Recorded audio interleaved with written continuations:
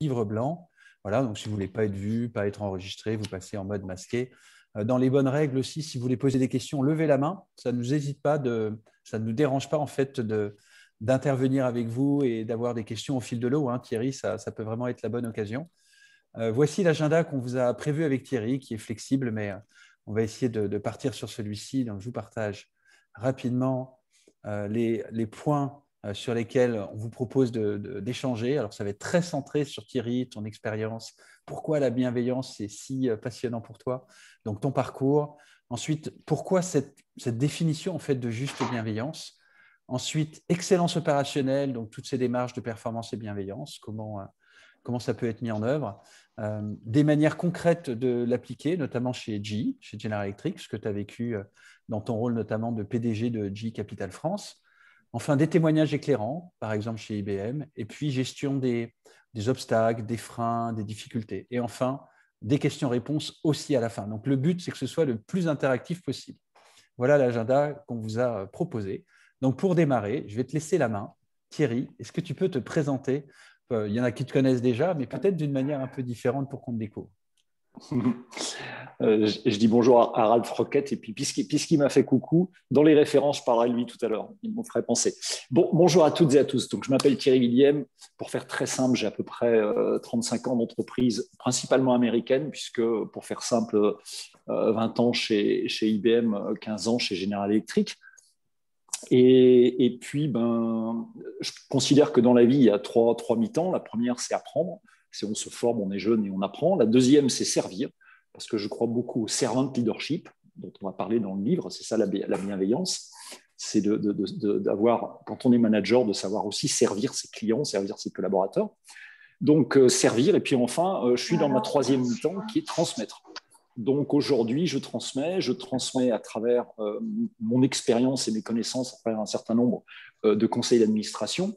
Bonsoir Patria, bonsoir à tous. Je transmets dans la banque, puisque c'est là où j'ai de l'expertise, établissement financier.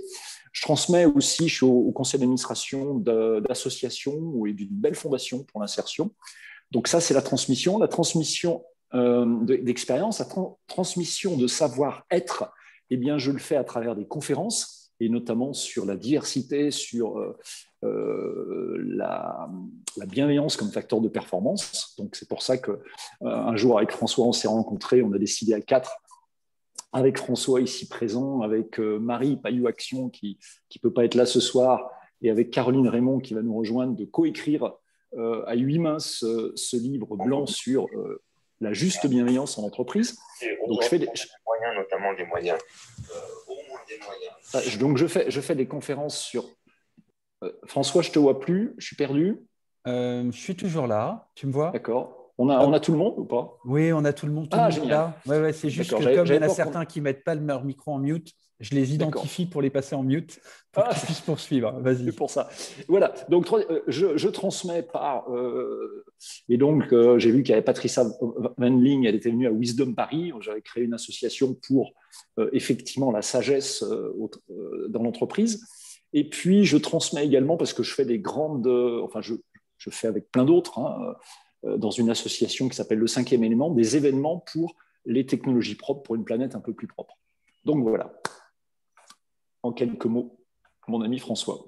Top. Est-ce que tu peux du coup, merci beaucoup Thierry pour avoir cette passion du partage, de la transmission de tout ce que tu as retenu, de toutes les expériences que tu as eues, des personnes qui ont vécu avec toi cette vie en entreprise, hein, notamment des entreprises américaines. Et pourquoi la juste bienveillance pour toi?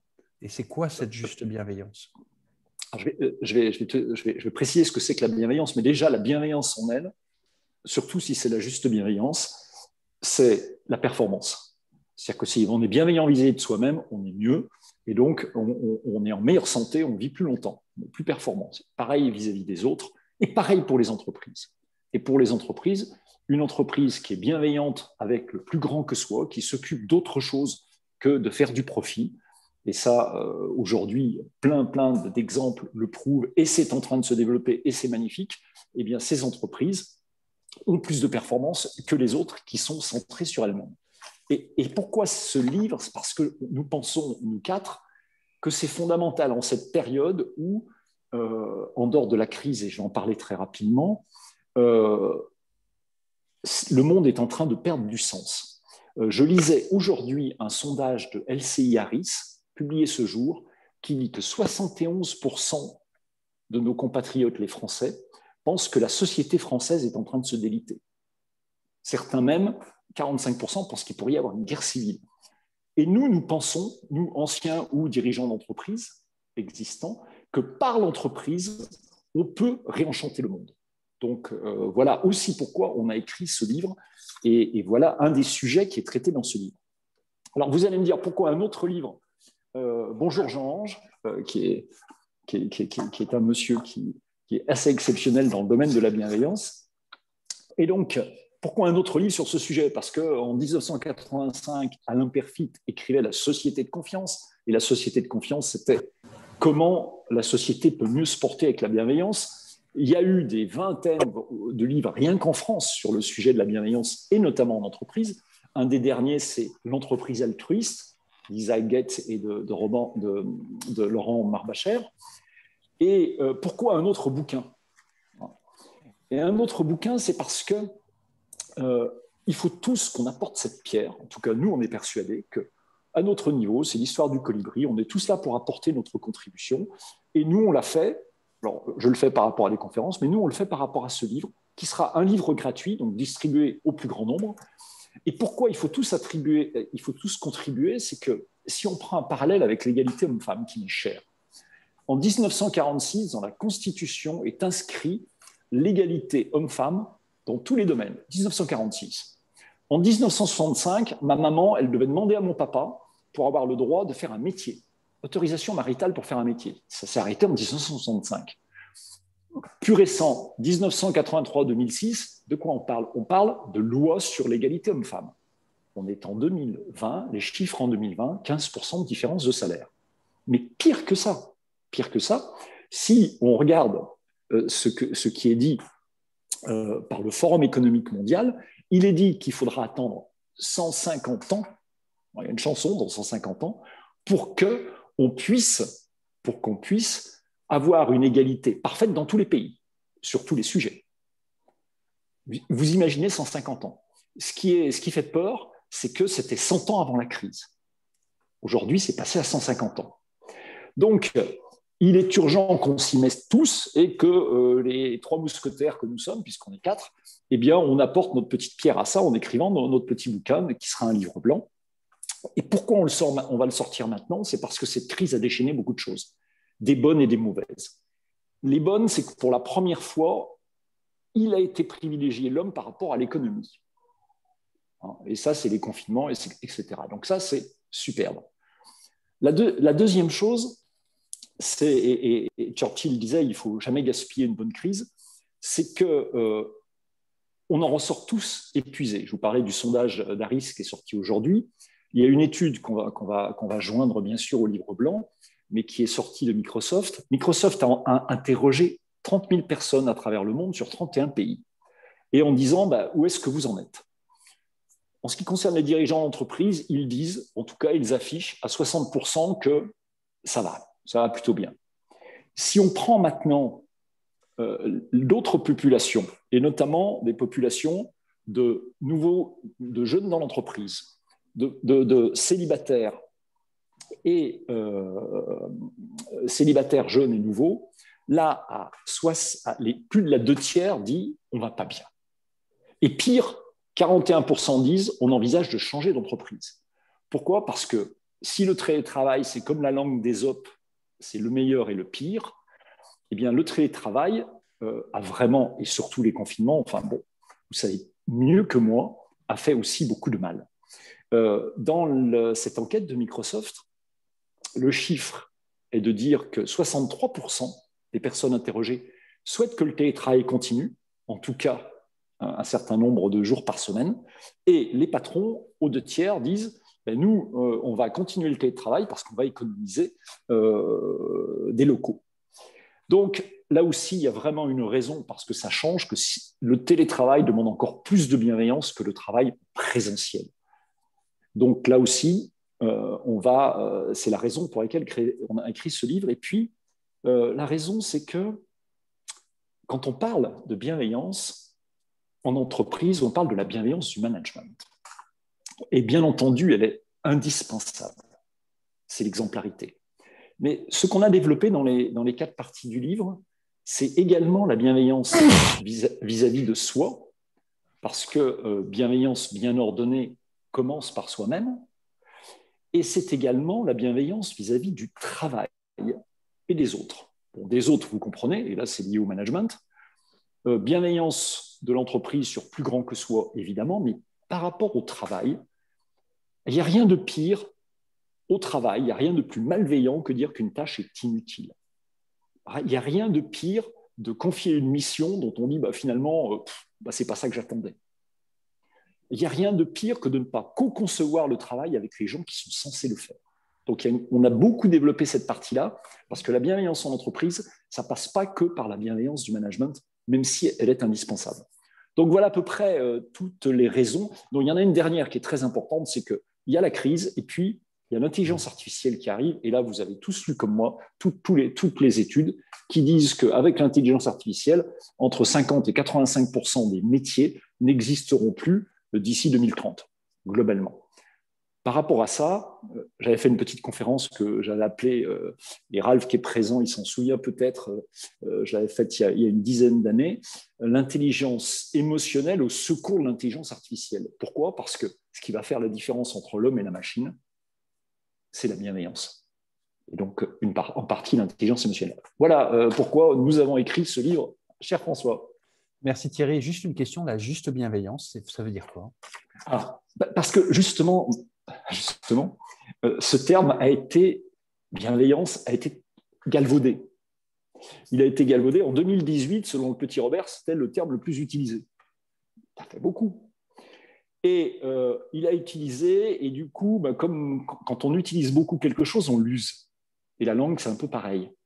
Et donc, on a voulu mettre la juste bienveillance parce qu'il ne faut pas la confondre avec la complaisance. Il ne faut pas la confondre avec le monde des bisounours. Et là aussi, ce qu'on explique, c'est qu'être bienveillant vis-à-vis du travail, ce n'est pas être bienveillant vis-à-vis que des conditions de travail.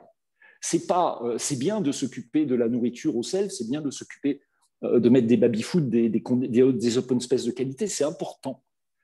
Mais est-ce qu'on va prendre soin du travail? Est-ce qu'on va bienveiller à l'intérêt des tâches en co-conception, etc., ou pas? C'est là qu'on fait la différence. Donc voilà pourquoi ça, c'est la juste bienveillance.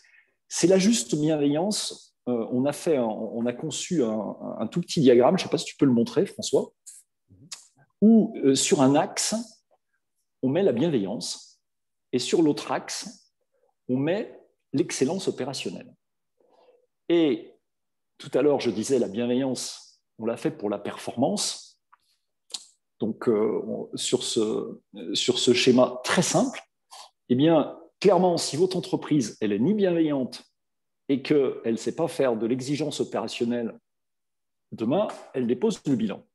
Si vous êtes que dans la bienveillance, à court terme, ça va être vachement sympa, mais à terme, ça peut s'appeler un club de vacances.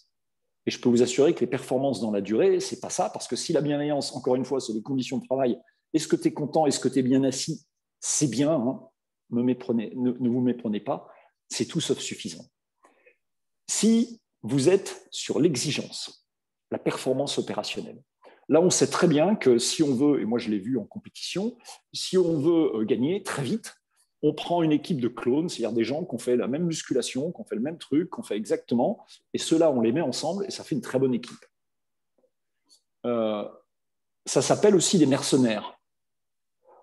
Si vous faites du mercenariat, le problème, c'est que vous allez avoir que des gens qui pensent toujours pareil, et quand il va falloir innover, et là, on l'explique avec l'apport des neurosciences de manière très claire dans le livre, quand il va falloir innover, il va falloir passer par la diversité culturelle, de sexe, de genre, de milieu social, etc. Donc, si vous faites de la performance, si vous voulez de la performance dans la durée, il faut de la juste bienveillance, et la juste bienveillance, elle embarque l'excellence. C'est absolument... J'ai un exemple qui est très simple, et François, tu le prends souvent, c'est nos enfants. S'il y a des personnes pour lesquelles la bienveillance ne se pose même pas, la question ne se pose même pas, c'est nos petits chéris. enfants et petits-enfants, j'ai la chance d'être grand-père. Et vis-à-vis d'eux, qu'est-ce qu'on veut? On veut de la performance dans la durée, on veut qu'ils soient le mieux possible, on veut qu'ils aient des valeurs. Donc, pour obtenir ça, il faut de l'exigence. Parce que s'il y avait que de la bienveillance au sens complaisance, d'où l'autre terme, juste bienveillance, où on va parler effectivement des attributs de la juste bienveillance. Et donc, on va donner beaucoup de conseils pour dire, si vous voulez de la juste bienveillance dans une organisation, voilà ce qu'il faut faire. Merci beaucoup Thierry, c'est très clair. Tu as bien précisé ce qu'était la juste bienveillance. Et il y en a pas mal ici qui sont passionnés par l'excellence opérationnelle, les démarches de performance, d'amélioration, qui souvent sont très mécanistes. Mais sans cette partie-là de bienveillance, d'intention, tout le travail, c'est peu pérenne en fait. Ça ne tient pas forcément dans la durée. Maintenant, est-ce que tu peux nous donner justement des exemples concrets que tu as pu mettre en place concrètement? Comment tu l'as développé, notamment chez General Electric, chez GE Capital France, à ton rôle de PDG ou autre, comment ça a été mis en œuvre, diffusé? Alors écoute, je vais vous donner un exemple assez concret et je vais le faire parce que, Ralph, notamment, je vais prendre celui-là, et ce n'est pas forcément celui que j'avais prévu de prendre parce que Ralph Croquette est présent. Crise de 2008, toutes les banques sont vraiment dans une situation catastrophique. Et on se retrouve tous à Bercy. Alors nous, on était établissement financier, mais après les grandes banques, on était le plus gros, GE Capital était le plus gros établissement financier spécialisé. Donc on se retrouve à Bercy et Bercy nous dit, bah oui, mais on va donner du cash aux banques françaises pour continuer l'économie, mais vous êtes une boîte américaine, on se retourne aux États-Unis, on n'a plus de cash. Et un des business dont Ralph avait la responsabilité s'appelle GE Equipment Finance. On finançait des biens d'équipement et on le finançait à travers des gens qui, comme Toshiba, Minolta, on avait 30% du marché du copieur, comme des machines-outils, nous disaient, bah, écoutez, voilà, nous on vend, mais vous allez financer derrière. On n'a plus de cash, on est obligé d'arrêter les ventes. Donc vous imaginez la catastrophe. On casse le business et on leur dit, mais on ne peut pas. On ne peut pas, on n'a plus les moyens. Alors, on les aide, on leur trouve des solutions, on appelle des banquiers amis, on appelle nos concurrents pour les financer, on a tout fait, donc on a évité le pire pour eux. Mais pour nous, vous imaginez que si pendant 3 mois, on arrête de financer un partenaire commercial, il va où? Il va à la concurrence. Et là, j'ai la visite en France du patron mondial qui nous dit, bon, qu'est-ce qu'on fait? Est-ce qu'on ferme le business ou pas? Et franchement, moi, je ne savais pas. Parce que moi, je ne sais pas. Je suis patron et je ne sais pas tout. Et là, avec Ralph, on réunit les équipes et on leur dit, les gars, est-ce qu'on peut encore le remonter, ce centre business? Est-ce qu'on a une chance de revenir et de se rendre à nouveau crédible par rapport à nos partenaires financiers? D'accord.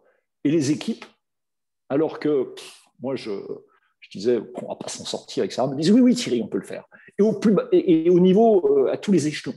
Et je sens qu'il y avait une envie d'y arriver. Donc, on commençait à avoir du cash, mais maintenant, il fallait regagner la confiance.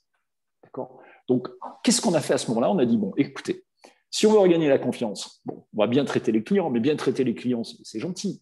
Ce qu'il faut, c'est qu'est-ce que le client demande? Et là, on est parti sur tous les outils du groupe General Electric, donc les outils que tu connais, François, qui sont les Lean Six Sigma, qui sont les méthodologies Design Thinking, etc., pour dire on va le repenser, ce business. Mais quand je dis on, ce n'est pas Thierry William, ce n'est même pas Ralph Croquette, c'est l'ensemble des équipes qui ont relevé les manches et qui ont dit bon sang, on va remonter notre business. Et ils nous ont dit il ne faut pas faire comme ci, il faut faire comme ça. Et il y avait, pour faire très simple, 2 choses très importantes dans ce business.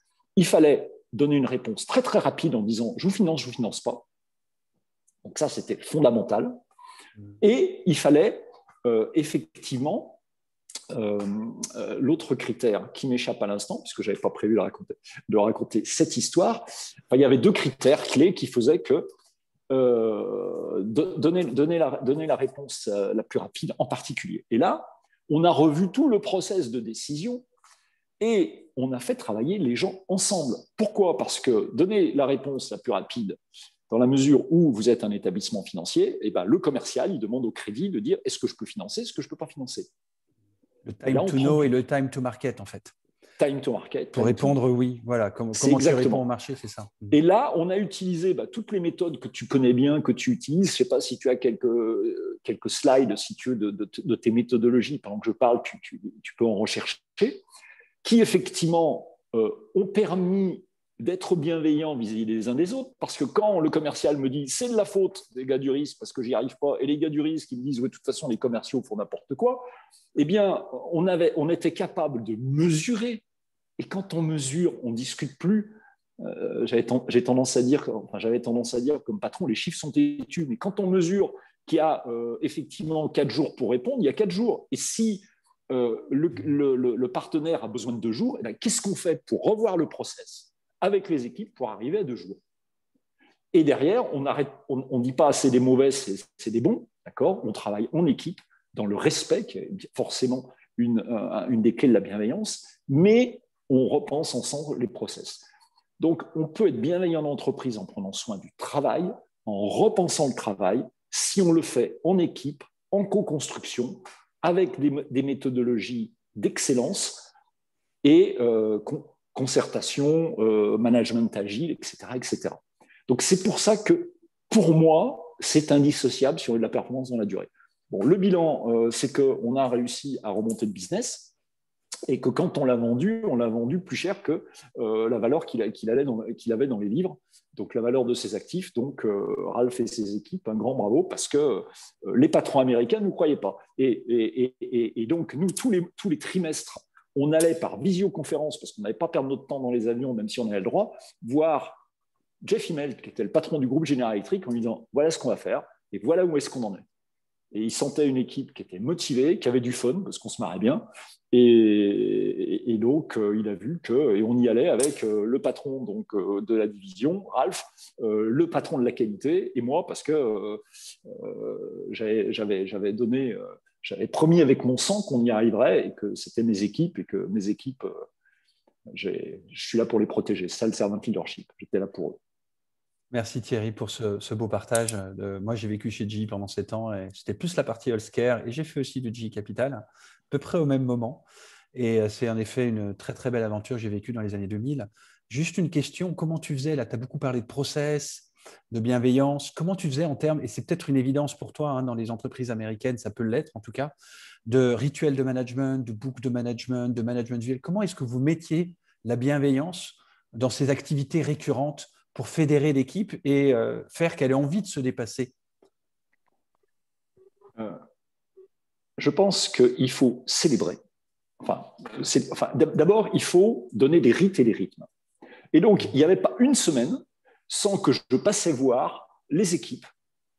Très souvent, je leur disais, je passe à telle heure, mais si je ne pouvais pas passer à telle heure, ou des fois, je passais 2 fois par semaine, parce qu'on avait mis un open space qui était dédié à ce projet de repenser ce business en particulier, et j'allais les voir, et je m'asseyais à côté d'eux, et je regardais ce qu'ils faisaient, etc. Et qu'est-ce qu'ils faisaient, eux? Ils déroulaient les méthodologies GE en regardant notamment toutes les tâches inutiles. Et toi qui es spécialiste dans ce métier d'optimisation des tâches, on était capable de dire ça, c'est inutile, ça ne marche pas parce que j'ai encore 3 jours et tant qu'on ne sera pas à 2 jours, on ne sera pas à la réponse des clients. Qu'est-ce qu'on fait pour être à 2 jours de réponse? Donc, on examinait ça et on avait quelque chose qui était important, et c'est important, c'est qu'on célébrait des étapes, même quand on s'était planté. C'est-à-dire que des fois, on allait dans une direction et on se plantait. On disait, finalement, ce n'est pas ça qu'il faut faire. Bon, on célébrait quand même. Parce qu'être bienveillant, c'est accepter l'échec. C'est être tolérant par rapport à l'erreur. Je ne dis pas la faute, hein, mais l'erreur. Et qu'est-ce qui a fait que les équipes t'ont fait confiance au début? Pourquoi elles t'ont fait confiance alors que dans d'autres entreprises, françaises ou autres, elles ne font pas forcément confiance de base, on est prudent? C'est pas elles qui me faisaient confiance, c'est moi qui leur fais confiance. Et tu sais, la confiance, il faut la donner avant de la recevoir. Et les équipes que j'avais, elles étaient absolument incroyables. 10 ans avant, elles avaient fait plein d'innovations. Elles avaient inventé les premiers l'accord crédit par Minitel. D'accord? Elles avaient inventé, j'aurais dit, et j'ai dit, cette équipe qui a inventé tout ça, quand elle me dit qu'elles sont capables de repenser le business et de tout faire sur informatique et d'être plus rapide que les autres pour dire oui ou non aux clients, si possible oui, bien sûr, accord de crédit, je parle, eh bien, quand les équipes ont confiance dans ce qu'elles vont faire et qu'on leur laisse la liberté, l'autonomie de faire, la bienveillance, c'est ça, c'est l'autonomie. on sait très bien qu'on a mesuré le bonheur comparé d'un chauffeur de métro par rapport à un chauffeur d'autocar. Ben, on est bien plus heureux si on conduit un autocar parce qu'on résout des problèmes. Résoudre des problèmes, se donner des ficelles, ou comme on dit au travail, c'est fabuleux. Là, qu'est-ce qu'on a fait? On s'est dépassé et on a résolu des problèmes. On a résolu des problèmes, c'est encore mieux. Merci Thierry. Et qu'est-ce qui t'a amené à la bienveillance? C'est quoi les premiers témoignages où toi, tu as vu dans ton environnement qui t'ont donné envie? Tiens, mais ça, c'est ce qu'il faut à l'entreprise aujourd'hui. C'est quoi les éléments déclencheurs? Écoute, là, je vais te parler de ce que j'ai pu connaître chez IBM. Ma première grande leçon de bienveillance et de management, j'étais jeune commercial et mon patron, directeur d'agence, alors je te parle ça, on était en 87-88, une époque que les moins de 20 ans ne peuvent pas connaître, et mon directeur d'agence arrive dans l'open space et il me dit « Thierry, dis donc, j'ai reçu ce courrier où il y a prescription de la Matmut. Faut leur répondre très vite parce que tu connais le patron directeur informatique, s'il n'est pas commode, si tu ne réponds pas très vite. Et je lui dis oui, Maurice, je m'en occupe. C'était mon deuxième ligne, directeur d'agence. On était cravatés, on avait des chemises blanches et des costumes sombres. Enfin, c'était IBM. Hein. Et j'étais débordé. Le lendemain, Maurice repasse pareil en fin de journée. Et il me dit, Thierry, tu as répondu? Je lui dis, Maurice, je le fais d'ici demain matin, mais là, tu vois, je réponds à tel appel d'offres. Et il me dit, OK, je compte sur toi. Et 5 minutes après, il repasse, ou 10 minutes après, il repasse, il dit, tiens, Thierry, est-ce qu'elle te va? Est-ce qu'elle te va? Le deuxième ligne me demandait à moi, jeune ingénieur commercial, si ce qu'il avait fait me convenait. D'accord? Si ça, ce n'est pas de la bienveillance de dire, mon gars, il est occupé, il est débordé, il est machin, je vais relever les manches et je vais faire pour lui. C'est l'exemplarité, la bienveillance au management. J'ai tout appris ce jour-là dans le management. Parce qu'il s'est occupé de moi et il a vu quoi? On parle dans le livre de travail empêché. On parle d'injonction paradoxale, faire plus avec moins, etc. Mais le travail empêché, c'est quand tu n'as plus les moyens de faire ton travail. Et s'il y a un facteur de stress, etc., alors parce que tu n'as pas les moyens ou que ton travail... Je disais, le travail inutile, c'est une malveillance. Mais là, je ne pouvais pas y arriver. Je ne pouvais pas tout faire. Il l'a compris, il m'a aidé. Et ça, si tu veux, c'est... Alors, j'ai cet exemple, j'en ai un autre que j'adore. Ça, c'est un peu plus tard. Je suis patron d'IBM Financement, c'est une grosse filiale d'IBM. Et je travaille sur le plus gros dossier qu'IBM Financement avait jamais signé en Europe et qu'IBM Service n'avait jamais signé en Europe. Et on avait une deadline au 1er juin parce que la société qu'on allait financer produisait ses résultats financiers. On parle du week-end du 31 juillet, le 1er juin étant un lundi cette année-là. Et je travaille tout le week-end. Et à un moment donné, j'ai mes patrons américains, dont un à qui je dis, écoute, il faut changer quelque chose dans le contrat, c'est ça. Il m'a dit, écoute, je suis en train de sortir de la mèche, je ne sais pas quoi. Tu avais qu'à t'y prendre plus tôt, ça ne me regarde pas, tant pis. Je lui dis, on va perdre le dossier, ça t'apprendra. Enfin, pas très bienveillant, tu vois. Là, je ne donne pas de nom. Et je dis, écoute, c'est pas grave, je vais prendre la décision, et puis on y va. Et je travaille tout le week-end. Le lundi matin, j'appelle Cathy Kopp, qui était à l'époque présidente d'IBM France. Et je dis, Cathy, écoute, j'ai 3 nouvelles. Une bonne, j'ai signé le plus gros deal, etc. Une moins bonne pour moi, c'est que je risque de me faire virer parce que j'ai pas suivi les recommandations de mon patron. Et la troisième, c'est que je risque aussi de me faire virer par ma femme puisque, effectivement, c'était notre week-end de mariage, nos 20 ans de mariage. J'avais réservé aux 3 marches à Versailles et on a mangé des pâtes et des nouilles. Je n'ai pas décroché de mon clavier pour finir la propale avec mes équipes parce que, bon... Et bon, elle me dit, je suis désolé pour toi, enfin, c'est génial le contrat, bien sûr qu'une fois que tu vas leur dire ce que ça rapporte, ils vont te laisser. J'en sais rien, mais bon, c'est comme ça. Je rentre chez moi le soir, et j'arrive, et je vois chez moi le plus gros bouquet de fleurs que j'avais jamais vu. Et mon épouse avait reçu de la main de Cathy Kopp un petit mot en disant « Merci ». Désolé pour votre week-end et festif de mariage qui a été gâché par le travail. merci de ce que vous faites pour soutenir Thierry et pardonnez-nous. Ça, c'est de la bienveillance. Et là aussi, si tu veux, quand tu as quelqu'un qui s'occupe de son salarié, là, je parle pas de la bienveillance par rapport au travail, je parle de la bienveillance vis-à-vis de la personne. Cathy Kopp, elle pouvait me demander n'importe quoi.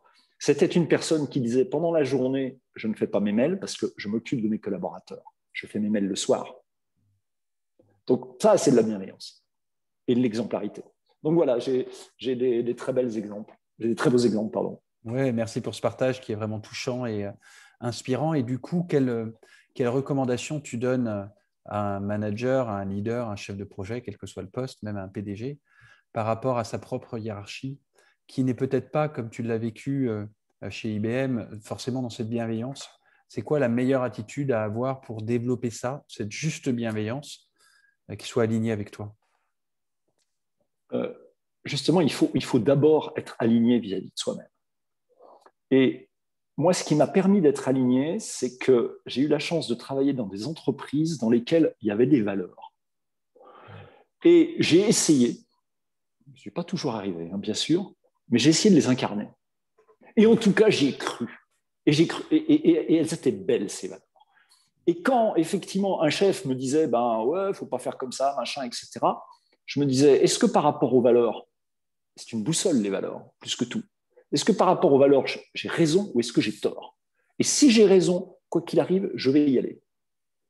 Et la vie j'ai deux exemples, enfin j'ai un exemple auquel je pense, et je vais le citer parce que j'ai vu Karine Forêt, qui est présente. Karine, il y a quelques années, on nous confie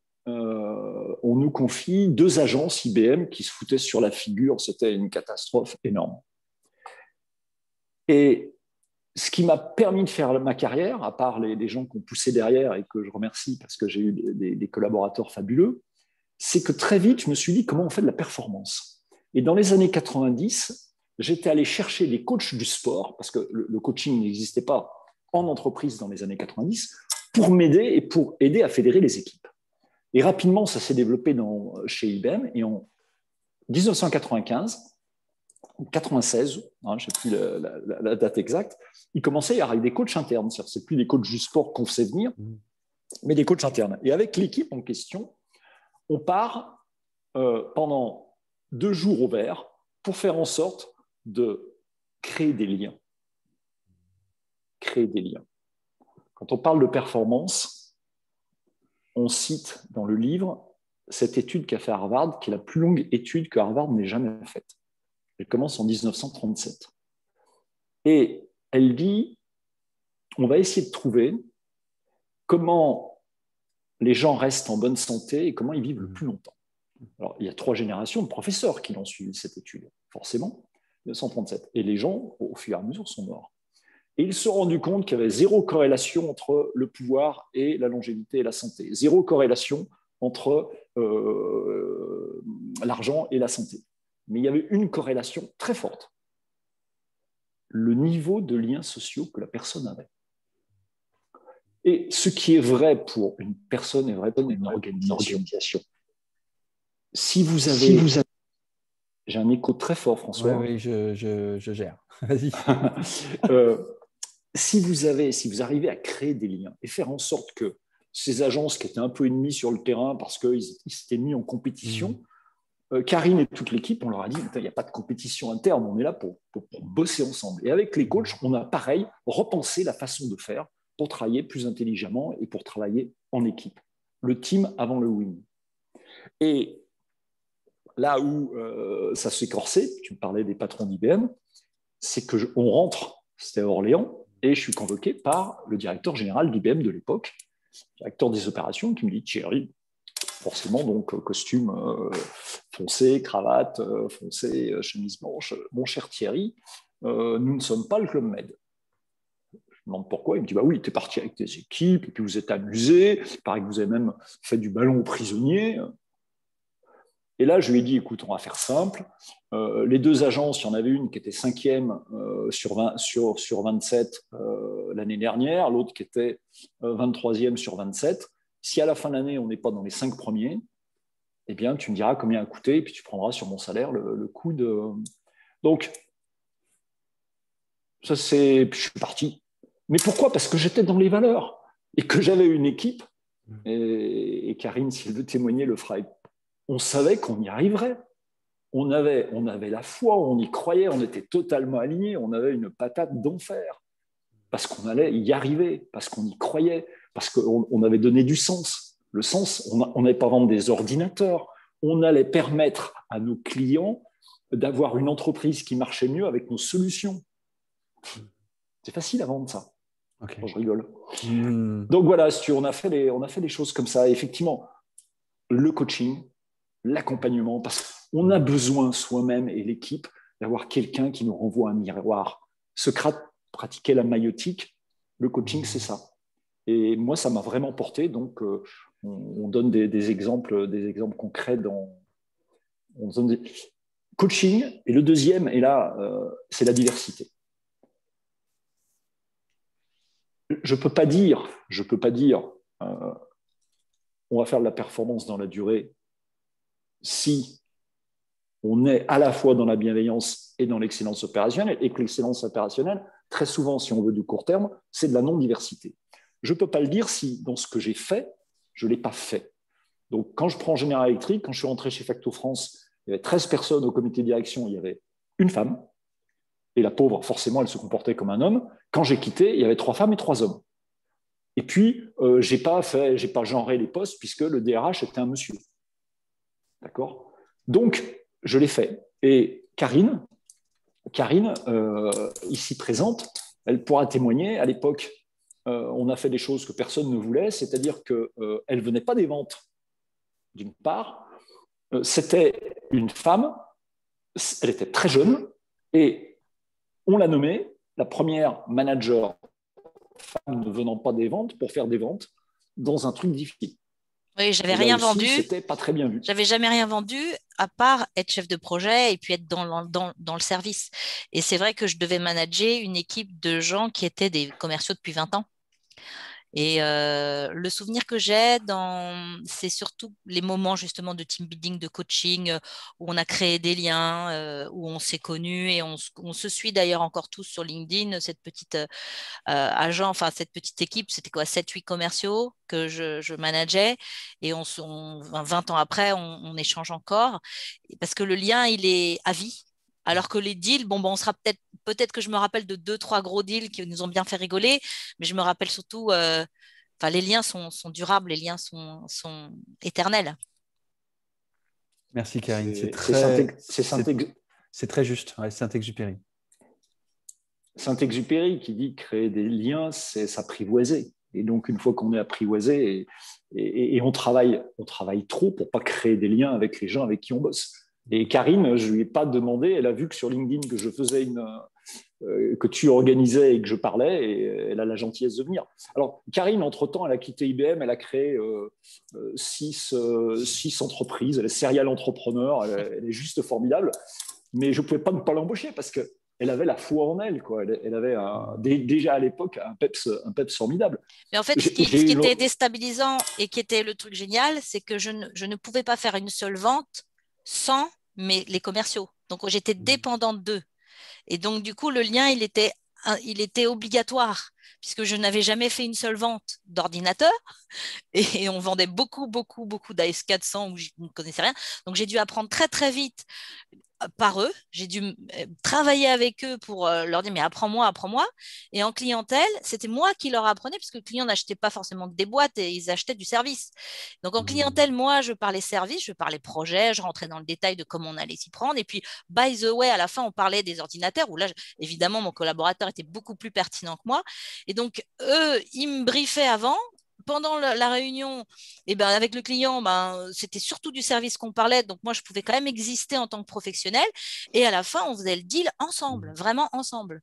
C'est ça le truc, c'est que quand il y a des gens qui ont tous les mêmes compétences, ça ne sert à rien. Quand on a des gros gaps ou qu'on a besoin des uns des autres, on est forcément bienveillant avec celui dont on a besoin. Et puis finalement, on ne veut plus jamais se séparer.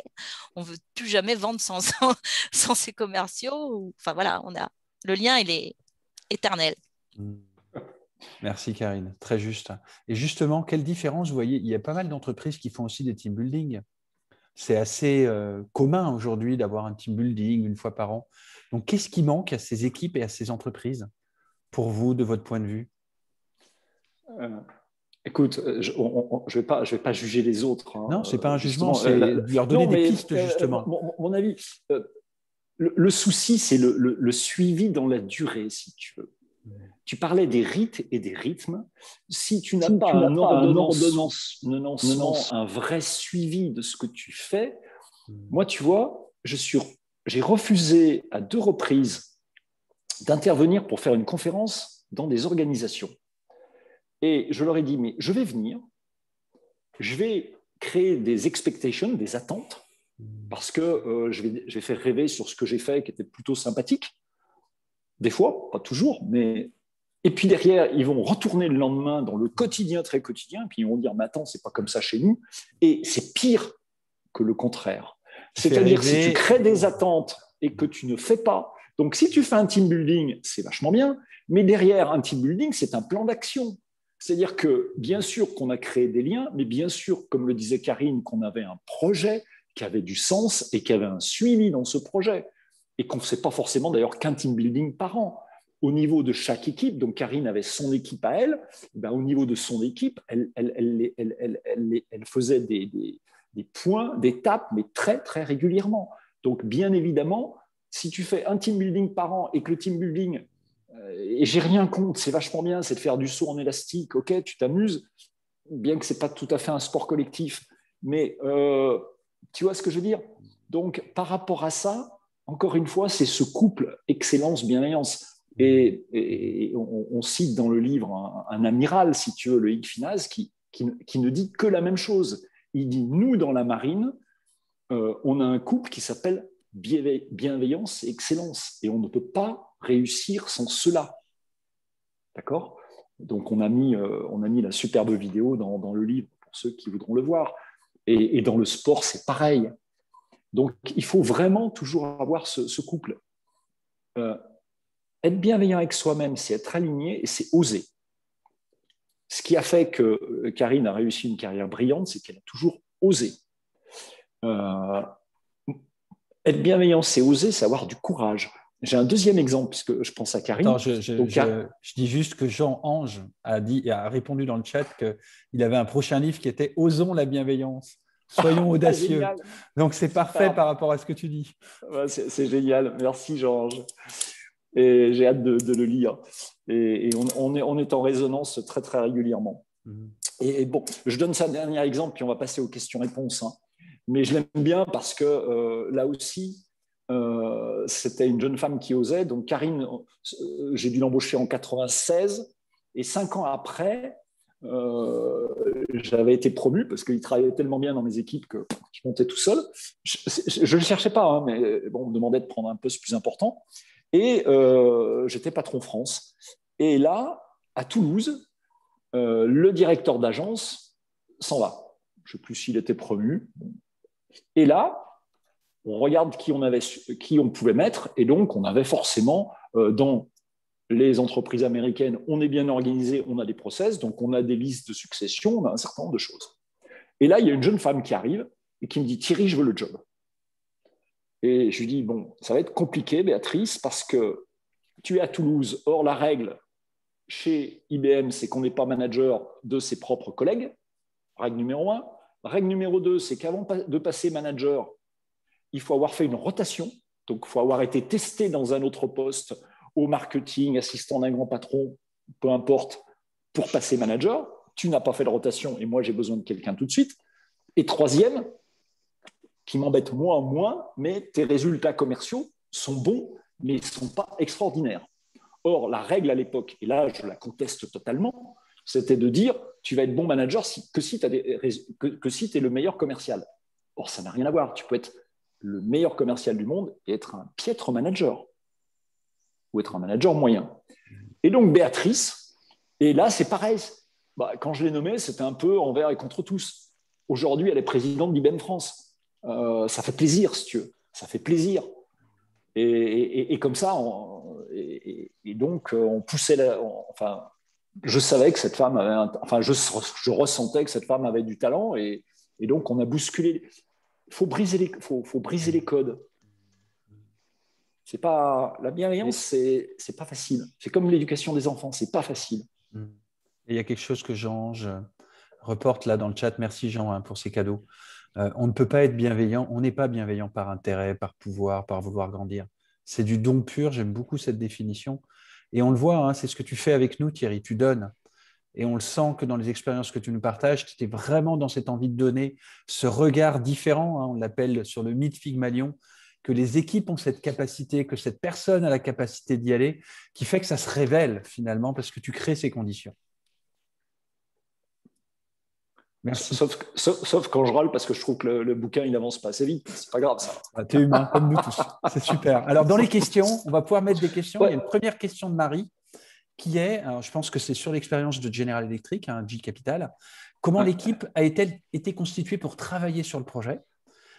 Compétences, volontariat, experts, rattachés aux sponsors ou autres. Peut-être sans rentrer dans trop de détails. Déjà, qu'est-ce qui a fait que la mayonnaise a pris dans cette équipe? Au-delà de ta posture, il y a peut-être un historique. Tu as commencé à en parler, mais si on revenait dans le détail, concrètement, c'était organisé comment? Écoute, là, c'est pareil. Je suis ravi d'avoir Ralph qui va venir me donner un coup de main. Je l'aperçois qui rigole. Non, ce que moi, j'ai souhaité, c'est déjà d'avoir un manager de projet qui venait de la qualité et qui savait gérer un projet et qui savait bien les méthodologies. Règle numéro 1. Règle numéro 2, ce que j'ai souhaité, mais quand je dis j'ai souhaité, ils l'ont fait aussi. Hein. Il y a des choses, je ne me souviens pas si c'est moi qui les ai demandées ou pas. Mais ce qui est important, parce que si l'expérience des uns peut servir aux autres, c'est ça que j'ai envie de transmettre. Ce qui est important, c'est d'avoir de la diversité. Là, la plus grande diversité, c'était d'avoir ensemble les différents services qui se renvoyaient à la balle quand ça ne marchait pas, qui le crédit, qui les ventes, qui les opérations, qui l'informatique. Globalement, je fais simple, Ralph, mais c'est à peu près ça. Et à partir de là, on les a fait tous travailler ensemble. Et ce qui était curieux dans ce groupe, c'est que Ralph et moi, on y allait régulièrement, mais on laissait l'autre chose qui a fait que ça a marché, et c'est une recommandation du livre, plus vous déléguez au niveau le plus proche du terrain les décisions d'organisation à prendre, plus ça marche. Ça paraît complètement bête. Mais d'une part, comme ils sont proches du terrain, ils savent ce qu'il faut faire. D'autre part, s'ils décident de ce qu'il faut faire, ils le feront marcher. Parce que il n'y a pas de bonne organisation, il n'y a pas de bon process. On s'aperçoit, je donne un exemple pour illustrer ce que j'essaye de dire. On peut prendre une entreprise très centralisée qui marche super bien, une entreprise très centralisée qui ne marche pas du tout, et inversement avec une entreprise très décentralisée. Et vous allez avoir des grands théoriciens qui vont dire la décentralisation, c'est génial. Small is beautiful, etc. etc. Moi, mon expérience, c'est de dire vous pouvez être très décentralisé. Ce qui compte, c'est l'engagement des personnes. Et pour qu'ils s'engagent, il faut qu'ils décident. Donc, la délégation est fondamentale. Donc, on a essayé de faire le maximum de délégation possible. C'est très clair. Pour certaines que j'ai... En donnant un sens aussi, Thierry, ce qui était extrêmement important, c'est qu'il y avait un sens. Tout le monde était tourné, alors on parle de l'expérience client de façon générique, mais tout le monde était tourné vers cet objectif qui était de rendre l'expérience client la plus différenciante et la meilleure possible, où chacun apportait sa pierre à l'édifice. Et puis j'aime bien dire que, effectivement, c'est la diversité des équipes qui est critique. On ne recrute pas des gens pour leur dire ce qu'il faut faire, on recrute des talents pour qu'ils nous expliquent comment il faut faire. Et c'est, je crois, exactement, on parle d'empowerment en anglais, c'est exactement ce qu'on a voulu faire avec ces équipes, c'est-à-dire leur donner des moyens, leur faciliter la mise en œuvre de leurs idées, tout en les challengeant évidemment pour s'assurer que l'ensemble était cohérent. Mais c'était ça. Et je me souviens d'un commentaire qui m'avait été fait il y a assez longtemps. J'étais encore jeune manager et j'avais une équipe autour de moi. Et ce N+1 m'avait dit « Ralph, je ne comprends pas comment tu fonctionnes avec des gens qui ne te ressemblent pas à ce point. » C'est-à-dire que tu es très différent d'eux, et pourtant cette équipe, elle tourne. Et je crois que c'est quelque chose que j'ai ensuite pris avec moi tout le temps. C'est de la bienveillance, oui, mais je crois que c'est aussi beaucoup juste le respect de ce que chacun apporte à la table et de savoir l'accompagner, le mettre en valeur. Et je crois que c'est ce qu'on avait retrouvé dans cette équipe qu'on avait animée pour un résultat. J'aime bien dire qu'à la sortie, il y a toujours quelque chose de mesurable. Et une des choses qui me frappait beaucoup chez GE, où on demandait aux gens de beaucoup travailler et d'être engagés, bien, c'était le niveau d'attrition. Et le nombre de personnes qui partaient était extrêmement faible. Et ce, pendant des années et des années. Et je crois que ça, c'était aussi un très bon signal de l'engagement et du plaisir, finalement, que les gens prenaient à travailler ces projets. Merci Ralph pour avoir rebondi et avoir partagé. Une question que Marie continue à poser, et j'aime beaucoup, et Jean lui répond, top, c'est très très beau ce que vous mettez dans le chat, c'est mais comment on convainc un sponsor d'aller dans cette direction-là, ou un actionnaire, enfin quelqu'un qui est dans la hiérarchie au-dessus de nous et peut-être où on peut être intimidé, et si ça se faisait de manière facile, toutes les entreprises y seraient aujourd'hui. Quel conseil, Thierry, ou d'autres, évidemment, comme Ralph, comme Karine, ou qui d'autres souhaitent partager là-dessus? Quand on est totalement aligné par rapport à ce qu'on croit, et quand effectivement j'ai demandé à Karine de rejoindre mon équipe, c'est parce qu'il y avait une personne qui était... un des logos qui avait été pris par l'organisation, c'est ils l'ont fait parce qu'ils ne savaient pas que c'était impossible à l'époque. Et quand on y croit vraiment, on a une force qui a toute épreuve. Et quand on y croit vraiment, on est capable d'aller voir les patrons et de leur dire on va le faire. Okay. Comment tu travailles cet alignement et cette certitude respectueuse, ce n'est pas une certitude où j'ai des convictions qui s'imposent à l'autre, mais j'en suis convaincu et je sais que c'est pour le bien de l'entreprise. C'est le groupe qui te porte derrière. Moi, je n'ai pas de certitude. J'ai un groupe qui me dit on va y arriver, on est derrière toi, enfin on est ensemble, parce que souvent ils sont devant, enfin peu importe. Mais c'est pour dire que c'est une énergie collective qu'on ressent d'ailleurs. Et je crois qu'il faut avoir l'humilité de dire que parfois on n'arrive pas à convaincre, c'est-à-dire que c'est une mentalité aussi, la mayonnaise, elle ne prend pas forcément. Merci. Jean aussi parle de sincérité, d'authenticité dans ces relations. On peut aussi parler de vulnérabilité. Et là aussi, il y a de l'audace, du risque, oser être qui on est et de montrer ce qui nous touche. Et notre vulnérabilité, ce n'est pas une faiblesse, c'est important pour nous. Ça aussi, c'est un des points qu'on met dans le livre.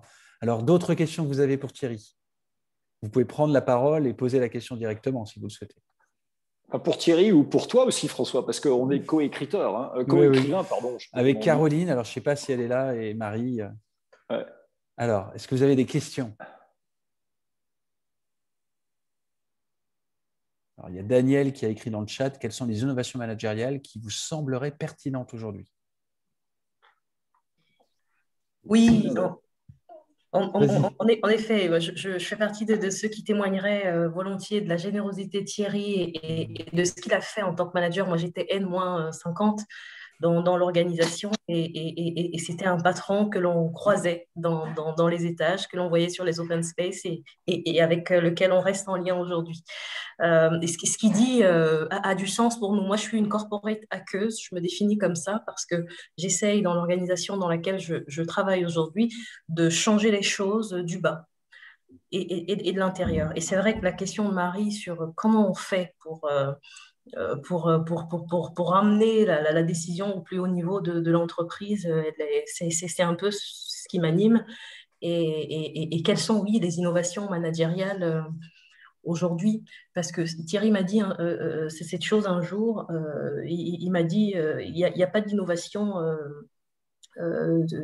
tout court si on n'innove pas en termes de management. Alors aujourd'hui, avec le Covid, avec le contexte qu'on connaît, ce serait quoi les innovations pertinentes?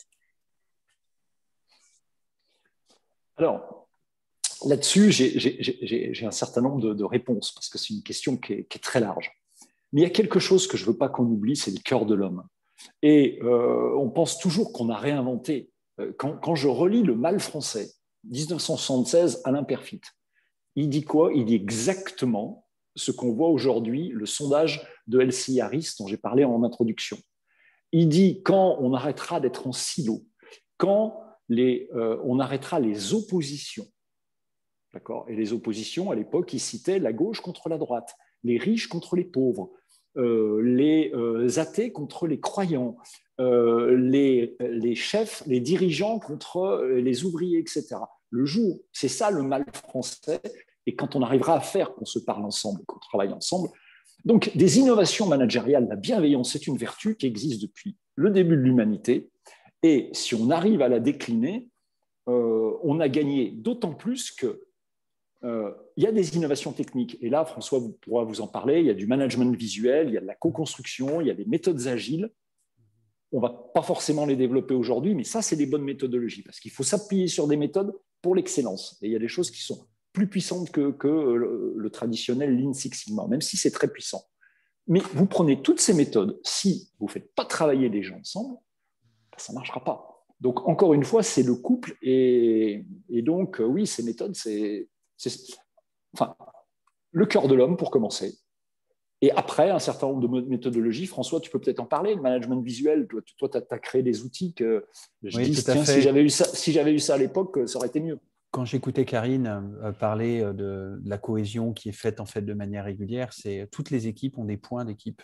Mais souvent, l'attention qui y est mise n'est pas une attention de bienveillance, d'humanité, et pas forcément les méthodes aussi. Ça se transforme dans beaucoup d'entreprises françaises en un tour de table, voire même international, qui est ennuyeux, ou encore plus ennuyeux quand on est à distance. Donc justement, c'est de reprendre ces rituels comme le renard et le petit prince dans le Petit Prince de Saint-Exupéry, et d'en faire un rite, de s'habiller le cœur avant de s'y retrouver. J'aime beaucoup cette métaphore que j'utilise beaucoup. À tout niveau hiérarchique, c'est valable, on le voit. Hein. Les opérationnels aussi, ils peuvent avoir cette fierté de réaliser leurs tâches. Donc en fait, les outils du Lean, moi dès quand j'étais chez GE Healthcare en 2003, je me suis formé au coaching. C'était un vrai challenge parce qu'à l'intérieur de GE, il y avait du mentoring, du leadership. Ils me disaient, pourquoi tu vas te former au coaching? On a des atouts chez nous. Non, le coaching, c'était un peu différent du mentoring, c'était de partir de l'autre. Et ça m'avait passionné. Et du coup, je l'ai fait de manière opérationnelle pendant un bon moment, jusqu'à réaliser qu'en fait, tous les outils du Lean, de l'excellence opérationnelle, du Six Sigma, ils ont leur pendant sur l'humain. Et le management visuel, il a son pendant, c'est cette bienveillance, c'est cette dynamique qu'on peut constituer de manière ritualisée chaque semaine. Quand on y met en effet ce sens et cet alignement. Donc, on parle avec Thierry, on peut même aller plus loin, Caroline et Marie, d'entreprises alignées.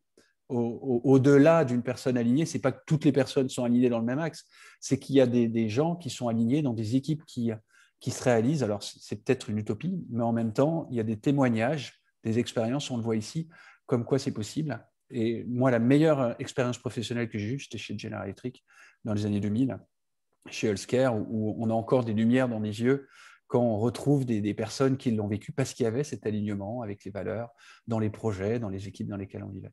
Donc clairement, le Lean Six Sigma à cette époque-là, je ne sais pas aujourd'hui, je ne suis pas, était vraiment relié avec l'humain, donc c'est clairement possible. Et on ne s'est pas rencontrés chez General Electric, François. C'est ça qui est amusant. C'est ça qui est génial. On est à 59, donc la bienveillance, c'est aussi prendre soin des horaires des autres. Exactement. Parce que c'est déjà super sympa d'être venu si tard nous parler. S'il y a vraiment quelqu'un qui veut poser une dernière question, c'est sympa ce qu'il écrit, Jean-Ange, c'est les lumières chez General Electric. Est-ce qu'il y a une dernière question? Oui, moi je veux bien, c'est Marie Bronsard, je travaille à EDF et j'aimerais vous poser une dernière question. C'est une question qui m'interpelle tout le temps en fait. Ce que vous évoquez en fait, c'est pour moi presque du bon sens. C'est les fondements de l'humain et pourquoi aujourd'hui, notamment dans nos entreprises françaises, eh bien en fait c'est si difficile à mettre en place. Parce que quand on l'explique, tout le monde est bien d'accord. Pourtant, la mise en œuvre, elle devient un vrai parcours du combattant et on ne se l'explique pas en fait sur le terrain. Et c'est extrêmement difficile de faire bouger cette culture aussi française qui est la peur de l'échec, la peur de l'erreur, l'envie de toujours bien faire, finalement on ne fait rien. Et ces organisations très verticalisées qui nous empêchent aussi d'agir à tous les niveaux. Et ma deuxième question, c'est puisque vous avez eu un discours passionnant Et j'aimerais savoir si vous faites des interventions dans les entreprises. Je vous inviterai bien, vous et François, parler à nos collectifs. Je travaille pour le collectif Transfo de EDF et je vous inviterai bien tous les deux à venir partager votre expérience pour que peut-être que ça sensibilise toutes les strates de notre direction. Alors, sur la deuxième réponse, la deuxième question avec grand plaisir. Sur la première, c'est ce que j'ai essayé de dire en introduction. C'est entre le moment où on sait quelque chose et le moment où c'est arrivé dans toute la pratique, il faut du temps. Et c'est du temps long. Je parlais de l'égalité homme-femme, mais quand on pense qu'il y a encore 15% de différence de salaire, alors que c'était dans la Constitution en France. Mais il n'y a pas qu'en France. Il ne faut pas non plus blâmer notre pays pour tous les maux, même si il y a des choses qui sont assez en avance dans certains autres pays. Donc, c'est une question de temps. Ce qui est encourageant, c'est que justement la crise a réveillé encore plus les esprits. Ce qui est encourageant, c'est qu'on soit de plus en plus nombreux à le prôner, à le transmettre, etc., etc. Mais il va falloir du temps. Ça ne sera pas facile. Vous savez, dans la vie, il y a Dieu et le diable, globalement, pour schématiser. Enfin bon, en tout cas, moi, c'est ce qu'on m'apprenait en grand schéma, qu'on soit athée ou pas. La racine grecque du mot diable, ça veut dire diviser. Ça veut dire diviser. Et effectivement, c'est les fameux diviser pour mieux régner. C'est le besoin de pouvoir. L'information, c'est le pouvoir. Alors, tout ce qu'on bannit dans le bouquin, c'est ça. Diviser, c'est mieux régner. C'est la chute de l'entreprise. L'information, c'est le pouvoir. C'est une connerie monumentale. On dit aussi, savez-vous qui a dit le contrôle n'exclut pas le contrôle. La confiance n'exclut pas le contrôle. La confiance n'exclut pas le contrôle. Alors, savez-vous qui a dit ça? Lénine, dans le manifeste du Parti communiste. D'accord? Eh bien, vous l'entendez aussi encore en entreprise. Donc, c'est ce qu'on explique dans le bouquin. Si, d'une manière très générale, on explique pourquoi après et qu'est-ce qu'il faut faire pour empêcher ça. Mais il n'a de bon contrôle que celui qui est co-conçu avec celui qui est contrôlé. Mais le contrôle de surveillance où je regarde sur toi, ce n'est pas de la bienveillance.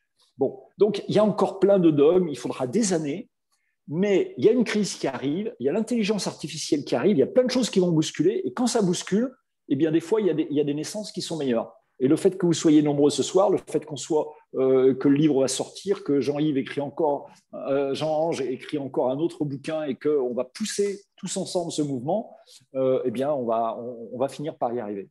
On va finir par y arriver. Merci, top. Merci à vous tous. Une dernière question de Maurice. Entreprise alignée égale entreprise libérée? Non, pas forcément. Le terme entreprise libérée étant un peu clivant, a été bien pris par certaines entreprises, pas par d'autres. Ce n'est pas exactement la même chose, non. Et justement, Maurice, je t'invite à découvrir ce livre blanc. C'est dans le livre. Il sortira le début juillet, le 1er juillet, où on donnera tous les arguments. Merci à vous, merci pour les questions. Merci Karine, merci Ralph pour vos interventions complémentaires et témoignages. Ah ouais, merci beaucoup Thierry. C'est touchant parce qu'il y a une famille François qui se crée, quoi. Merci Thierry pour ta confiance et ton don. Merci Ralph et Karine, vous m'avez fait rajeunir et que du bonheur. Merci Bertrand Gourlin, merci tout le monde. C'était ravi de voir des vieux copains. Voilà, il y aura un replay de cette vidéo, exactement. Merci beaucoup. Au revoir, merci, bonne soirée à tous. Jean-Ange. Merci, bonsoir. Salut Paul, salut Karine. Merci beaucoup, au revoir. Merci, à bientôt. Au revoir. Merci Marie. Merci, salut, à bientôt. Steve. Je me rapproche de François pour vous inviter à Collectif Transfo de EDF. Yes. Avec plaisir. Vous êtes trop passionnants tous les deux. Merci. C'est gentil. À bientôt. À bientôt Marie.